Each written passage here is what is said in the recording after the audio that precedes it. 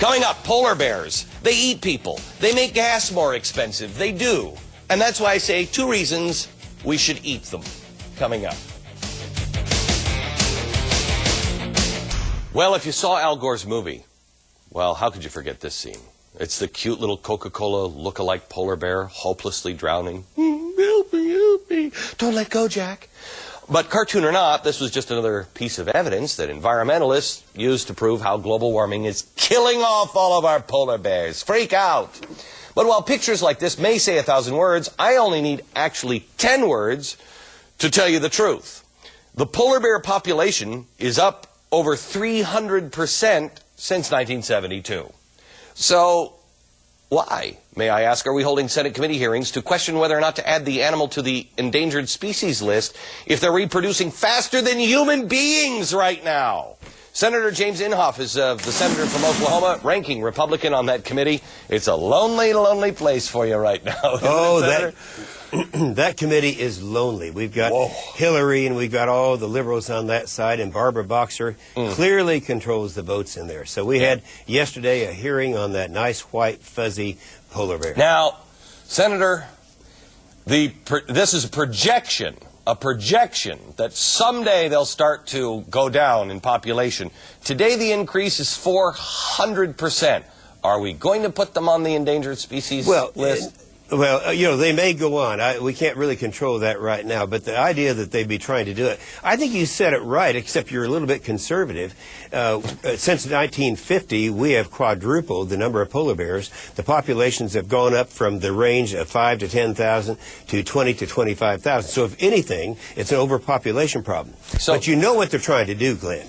How many times have I been on your show on the global warming and Al Gore stuff? What they want to do is do what they can't do legislatively and cause the Fish and Wildlife Service to say anywhere that you're using having emissions of carbon dioxide, you're going to have to stop doing it because that's going to make its way up to the polar cap and it's going to kill all the bears. I mean, you can be on my patio in Tulsa, Oklahoma with your outdoor cooker and have Fish and Wildlife say, well, you can't do that because you might kill the polar bears.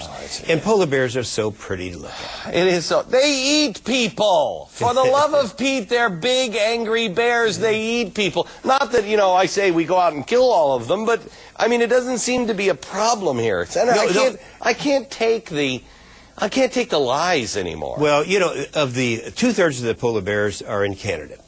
Of the 13 populations in Canada, 11 are either stabilized or are growing. Only 2 have reduced. One of those is because of hunting regulations in the West Hudson area. So that problem doesn't exist. Okay, well, part of the thing is that I guess the Al Gore movie came from these 4 polar bears that drown, or I don't know what the story was. And they're saying, from 1987, the polar bear population is down by 17%.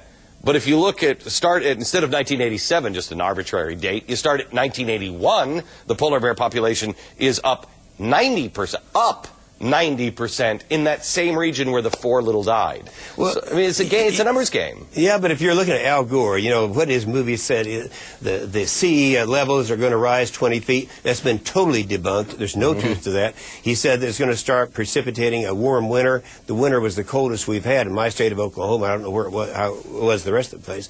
Also, they said it'd precipitate hurricanes. We had the mildest hurricane season that we've had in the last 20 years. So nothing that was in his movie has turned out to be true. But there are a lot of little kids going to bed at night, half scared to death that the sea levels are going to wipe them out. Senator, here's the other thing. I think Al Gore was wrong because I heard the truth today. We had it on the radio program today. Ted Turner has come out and said that in 30 to 40 years, first he said it would be 10 years and then he corrected himself, and I'm like, whew. In 30 to 40 years, that we will all be living in broken environments like Somalia. There will be 8 degrees warmer, and in 30 to 40 years, those humans that are left will be cannibals.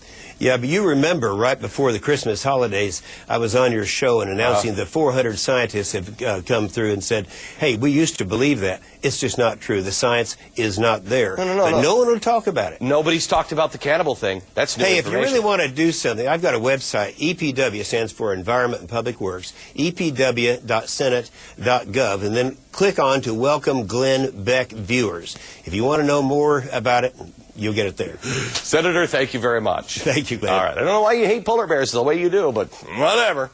By the way, in an upcoming issue of my magazine, Fusion, we have an absolute must-read story on the truth behind the hysteria over polar bear extinction. Please read this. It's amazing. You can sign up for it right now by visiting glennbeck.com and clicking on the magazine button. Oh, look, it's Al Gore.